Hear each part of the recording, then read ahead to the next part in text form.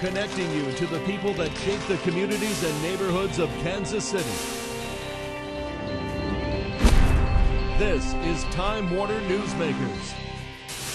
Welcome to Newsmakers. I'm Lori Patterson at the World War I Museum with Jerry Baber, who joins us from Union Station. Welcome to the show, Jerry. Thank you. You're here to tell us about a pretty exciting event that's coming to Union Station that celebrates the do-it-yourself movement. Yeah, what is that, right? What is that? Tell us a little bit about it. The Maker Faire is basically, a maker is someone who makes something. It can be created with fabric, textile, electronics, but basically it's a movement that started about 5 years ago in San Francisco. Dale Doherty started it. And he wanted to bring together people that are creating things in their basement, their garage, maybe with a couple friends, but they're not really doing anything with it. It's just a hobby.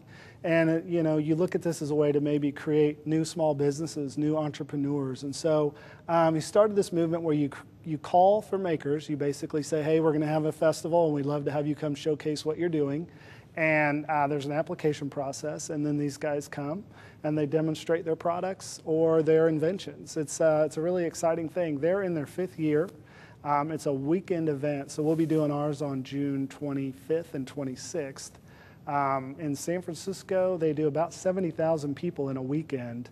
They're on a much larger scale. We hope to get there in 2, 3, 4 years because they're in their 5th year, but we're really excited about it. Wow. Why did you decide to do something like this? It's different than anything else that I've heard that's happened at Union Station before. It's not like the Princess Diana exhibits, that's No. for sure. Well, you know, we try to bring things that are going to be interesting to all kinds of people. So Diana definitely has been very successful, but we have to change it up. And the Maker Faire, you know, Kauffman Foundation came to us. They've been active with this Maker Faire in Detroit.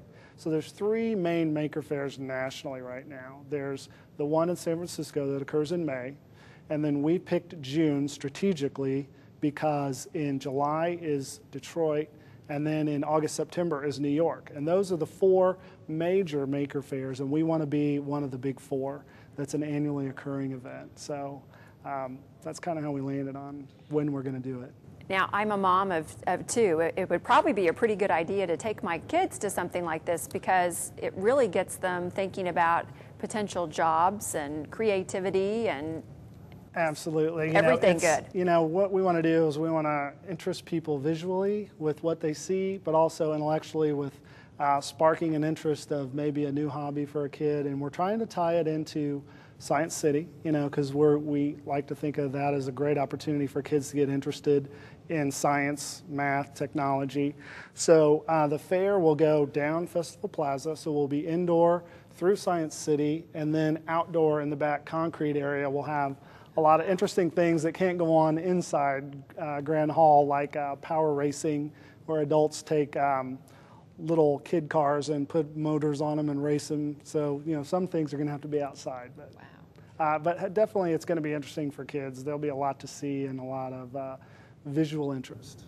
Will these makers come from all across the country? You know, interestingly enough, the makers, some of them do travel. Some of them will go from one site to the next, and they'll try to hit all 4. But definitely there's a large regional pull. We're getting makers from multi-state area. Once they hear we're having this, they want to come and showcase what they're doing. So okay. It's exciting.